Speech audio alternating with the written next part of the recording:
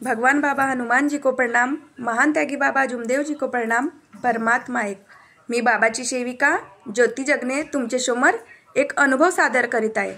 हे अनुभव आहे गाव रुपेरा, नाव आहे राजकुमार देवानंदजी शरोदे। हे माझे सख्खे भाऊ आहेत।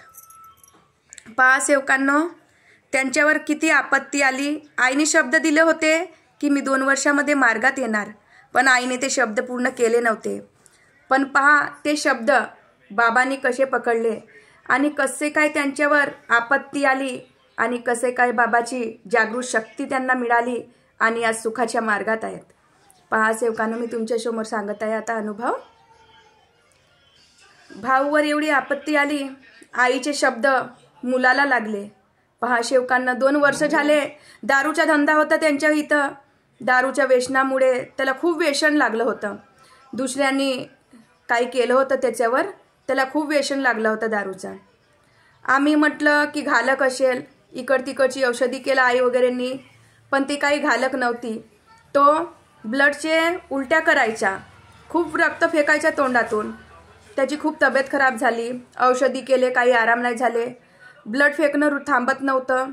त्याला आम्ही तुमसरला कोचर हॉस्पिटलमध्ये ॲडमिट केले। डॉक्टरांनी म्हटलं याच्याजवळ 48 घंटे है, 48 घंटे के ऊपर ये बच नहीं सकता। पण आम्ही न हार मानले नाही। डॉक्टरांनी म्हटलं हा वाचू शकत नाही, कारण 48 तासाच्या नंतर हा मरून जाईल। डॉक्टरांनी त्याला नागपूरला पाठवायला सांगितले। आम्ही त्याला नागपूरला नेले 7 स्टार हॉस्पिटलमध्ये। तिथे आम्ही 7 दिवस ठेवलो भाऊला। भाऊला काही होश राहत नव्हतं, असं लहानसुला बारीकसं झालं होतं। पहा सेवकांनो, त्याला चराटीने बांधला होता आणि मशनी पण लागले होते। तिथे 7 दिवसानंतर तिथे 7 लाख रुपये लागले त्याला, तरी काही आराम नाही झाले। आणि 7 दिवसानंतर पहा सेवकांनो, त्याला मशीन पण लागले तोंडाला, पण त्याचं जीव चालले गेलं होतं, मरून गेलं होतं तो। त्याचे हार्टचे प्लस 0 झाले ते आणि श्वासाचे प्लस पण 0 झालेले होते। पहा तिथेच रडणं चालू झालं। आम्ही पण तिथेच होतो, आमच्या डोळ्याच्या समोर हा अनुभव घडला आहे। वहिनी गेली, ताईने म्हटलं, माझी गुमाधवडाला ताईने म्हटलं की आई तू काही करू नको, तू शब्द दिली आहे, इथे अगरबत्ती आणि कापूर जाड, दारूचा धंदा सोडून दे, मुलाच्या जीवासाठी आपलं बलिदान देऊन दे। पहा तिथे आईने कापूर आणि अगरबत्ती जाळली आणि भगवंताची सकाळची विनंती केली। वहिनी वर्धमान नगरला गेली। वर्धमान नगरमध्ये गेटवरच वर्धमान नगरच्या बाबाच्या भवनाच्या समोरच भगवान सारखे आमचे बरबसपुऱ्याचे काकाजी, कार्यकर्ता काकाजी समोर आले।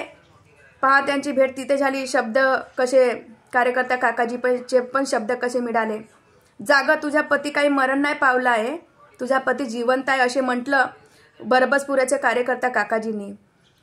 वहिनी आतमध्ये भवनामध्ये गेली।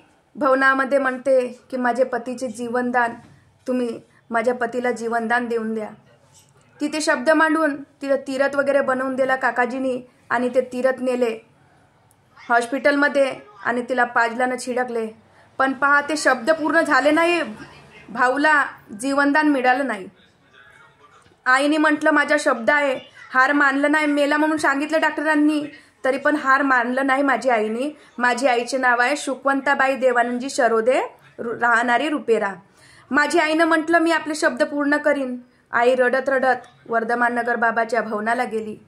भवनामध्ये शब्दांनी म्हटलं, आई हे भगवंता, माझ्याशी खूप मोठी चुकभूल झाली, मी शब्द देऊन ह्या मार्गामध्ये आली नाही, पण बाबा माझ्या शब्दामुळे माझ्या मुलाचे जीवन घेऊ नका, तुम्ही माझ्या मुलाला जीवनदान द्या, मी असे शब्द देते। म्हटलं आईने की भगवंता तुम्ही माझ्या मुलाला जागृत करा, मी मरीन किंवा जगीन तुमच्याच चरणी। पहा तिथून आई गेली हॉस्पिटलमध्ये, तीरथ नेलं, तीरथ बनवून तिथूनच आईने हॉस्पिटलमध्ये ते तीरथ नेलं आणि भाऊला थोडंसं तोंडामध्ये पाजलं आणि चराटी वगैरे बांधले होते। जशी त्याच्या अंगावर ते तीरथ छिडकलं तसेच भाऊने पूर्ण मशिनी आणि जे चराट बांधले होते ते पूर्ण असे तोडलं आणि पूर्ण मशीनं पण फेकलं, सलाईनचे इंजेक्शन वगैरे लागले होते ते पण फेकलं।